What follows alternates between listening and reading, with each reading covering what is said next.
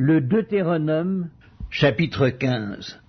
Tous les 7 ans tu feras relâche. Et voici comment s'observera le relâche.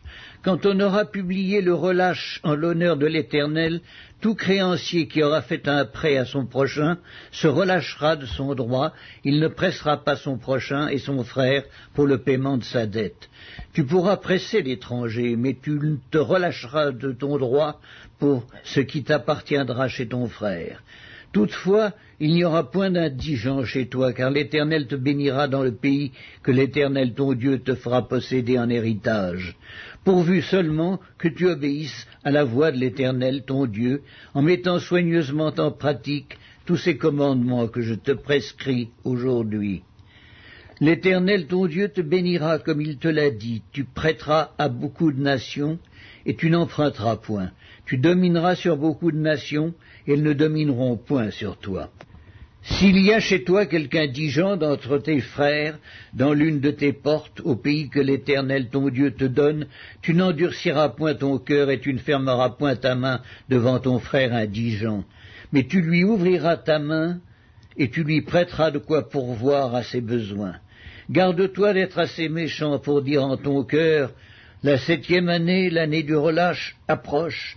Garde-toi d'avoir un œil sans pitié pour ton frère indigent et de lui faire un refus. Il crierait à l'Éternel contre toi, et tu te chargerais d'un péché. Donne-lui, et que ton cœur ne lui donne point à regret. Car à cause de cela, l'Éternel ton Dieu te bénira dans tous tes travaux et dans toutes tes entreprises. Il y aura toujours des indigents dans le pays, c'est pourquoi je te donne ce commandement. Tu ouvriras la main à ton frère, au pauvre et à l'indigent dans ton pays. Si l'un de tes frères hébreux, homme ou femme, se vante à toi, il te servira 6 années, mais la 7e année, tu le renverras libre de chez toi. Et lorsque tu le renverras libre de chez toi, tu ne le renverras point à vide. Tu lui feras des présents de ton menu bétail, de ton aire, de ton pressoir, de ce que tu auras par la bénédiction de l'Éternel ton Dieu. Tu te souviendras que tu as été esclave au pays d'Égypte, et que l'Éternel ton Dieu t'a racheté. C'est pourquoi je te donne aujourd'hui ce commandement. Si ton esclave te dit « Je ne veux pas sortir de chez toi », parce qu'il t'aime, toi et ta maison, et qu'il se trouve bien chez toi, alors tu prendras un poinçon, et tu lui perceras l'oreille contre la porte, et il sera pour toujours ton esclave. Tu feras de même pour ta servante. Tu ne trouveras point dur de le renvoyer libre de chez toi, car il t'a servi 6 ans, ce qui vaut le double du salaire d'un mercenaire, et l'Éternel ton Dieu te bénira dans tout ce que tu feras.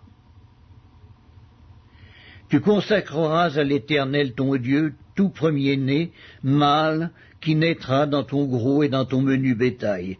Tu ne travailleras point avec le premier-né de ton bœuf, tu ne tondras point le premier-né de tes brebis. Tu le mangeras chaque année, toi et ta famille, devant l'Éternel ton Dieu, dans le lieu qu'il choisira. S'il a quelque défaut, s'il est boiteux ou aveugle, ou s'il a quelque autre difformité, tu ne l'offriras point en sacrifice à l'Éternel, ton Dieu. Tu le mangeras dans tes portes. Celui qui sera impur et celui qui sera pur en mangeront l'un et l'autre, comme on mange de la gazelle et du cerf. Seulement, tu n'en mangeras pas le sang, tu le répandras sur la terre comme de l'eau. Le Deutéronome, chapitre 16. Observe le mois des épis et célèbre la Pâque en l'honneur de l'Éternel ton Dieu, car c'est dans le mois des épis que l'Éternel ton Dieu t'a fait sortir d'Égypte pendant la nuit. Tu sacrifieras la Pâque à l'Éternel ton Dieu, tes victimes de menu et de gros bétail, dans le lieu que l'Éternel choisira pour y faire résider ton nom. Pendant la fête, tu ne mangeras pas du pain levé, mais tu mangeras 7 jours des pains sans levain, du pain d'affliction, car c'est avec précipitation que tu es sorti du pays d'Égypte. Il en sera ainsi, afin que tu te souviennes toute ta vie du jour où tu es sorti du pays d'Égypte. On ne verra point chez toi de levain dans toute l'étendue de ton pays pendant 7 jours. Et aucune partie des victimes que tu sacrifieras le soir du premier jour ne sera gardée pendant la nuit jusqu'au matin. Tu ne pourras point sacrifier la Pâque dans l'un quelconque des lieux que l'Éternel ton Dieu te donne pour demeure. Mais c'est dans le lieu que choisira l'Éternel ton Dieu pour y faire résider son nom que tu sacrifieras ta Pâque le soir au coucher du soleil à l'époque de ta sortie d'Égypte. Tu feras cuire la victime et tu la mangeras dans le lieu que choisira l'Éternel ton Dieu. Et le matin, tu pourras t'en retourner et t'en aller vers tes tentes. Pendant 6 jours, tu mangeras des pains sans levain, et le 7e jour, il y aura une assemblée solennelle en l'honneur de l'Éternel, ton Dieu. Tu ne feras aucun ouvrage. Tu compteras 7 semaines. Dès que la faucille sera mise dans les blés, tu commenceras à compter 7 semaines. Puis tu célébreras la fête des semaines, et tu feras des offrandes volontaires selon les bénédictions que l'Éternel ton Dieu t'aura accordées. Tu te réjouiras devant l'Éternel ton Dieu dans le lieu que l'Éternel ton Dieu choisira pour y faire résider son nom, toi, ton fils, ta fille, ton serviteur et ta servante, le Lévite qui sera dans tes portes, et l'étranger, l'orphelin et la veuve qui seront au milieu de toi. Tu te souviendras que tu as été esclave en Égypte, et tu observeras et mettras ces lois en pratique. Tu célébreras la fête des tabernacles pendant 7 jours, quand tu recueilleras le produit de ton aire et de ton pressoir. Tu te réjouiras à cette fête, toi, ton fils et ta fille, ton serviteur et ta servante, et le Lévite, l'étranger, l'orphelin et la veuve qui seront dans tes portes.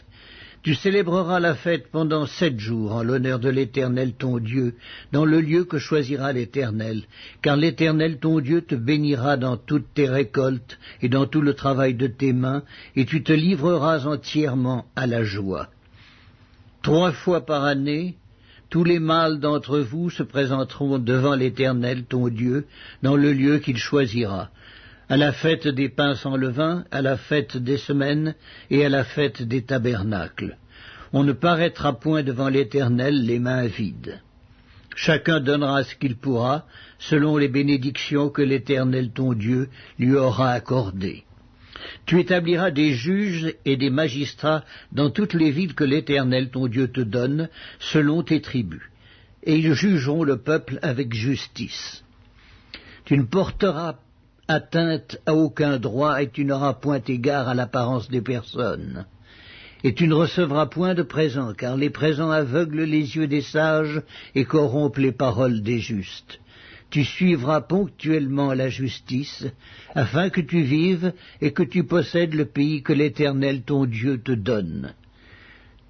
Tu ne fixeras aucune idole de bois à côté de l'autel que tu élèveras à l'Éternel ton Dieu.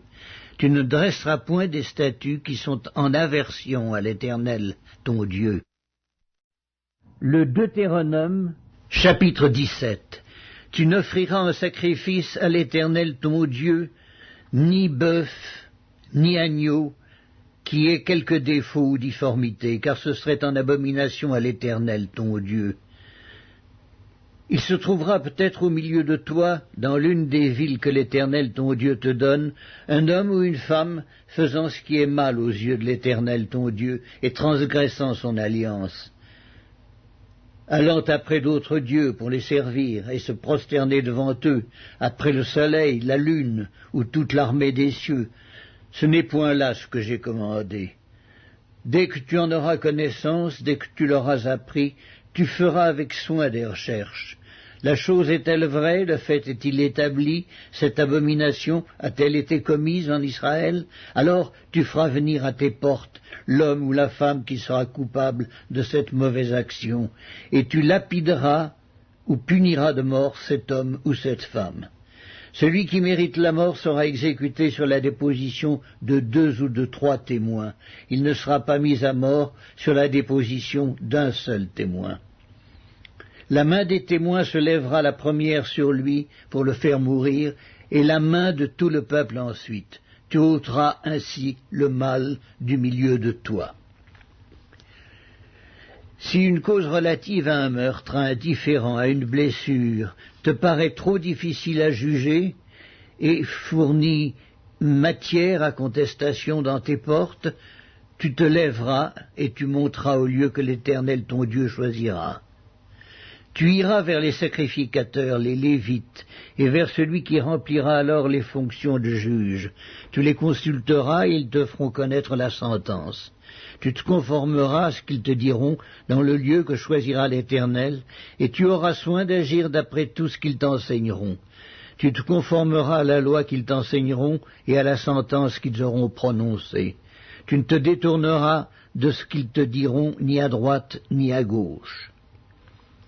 L'homme qui, par orgueil, n'écoutera pas le sacrificateur placé là pour servir l'Éternel ton Dieu, ou qui n'écoutera pas le juge, cet homme sera puni de mort. Tu ôteras ainsi le mal du milieu d'Israël, afin que tout le peuple entende et craigne, et qu'il ne se livre plus à l'orgueil. Lorsque tu seras entré dans le pays que l'Éternel ton Dieu te donne, lorsque tu le posséderas, que tu y auras établi ta demeure et que tu diras « Je veux mettre un roi sur moi, comme toutes les nations qui m'entourent », tu mettras sur toi un roi que choisira l'Éternel ton Dieu. Tu prendras un roi du milieu de tes frères, tu ne pourras pas te donner un étranger qui ne soit pas ton frère. Mais qu'il n'ait pas un grand nombre de chevaux, et qu'il ne ramène pas le peuple en Égypte pour avoir beaucoup de chevaux. Car l'Éternel vous a dit, vous ne retournerez plus par ce chemin-là. Qu'il n'ait pas un grand nombre de femmes, afin que son cœur ne se détourne point. Qu'il ne fasse pas de grands amas d'argent et d'or. Quand il s'assiera sur le trône de son royaume, il écrira pour lui dans un livre une copie de cette loi qu'il prendra auprès des sacrificateurs, les Lévites. Il devra l'avoir avec lui et y lire tous les jours de sa vie, afin qu'il apprenne à craindre l'Éternel son Dieu, à observer et à mettre en pratique toutes les paroles de cette loi et toutes ses ordonnances, afin que son cœur ne s'élève point au-dessus de ses frères, et qu'il ne se détourne de ses commandements ni à droite ni à gauche, afin qu'il prolonge ses jours dans son royaume, lui et ses enfants, au milieu d'Israël.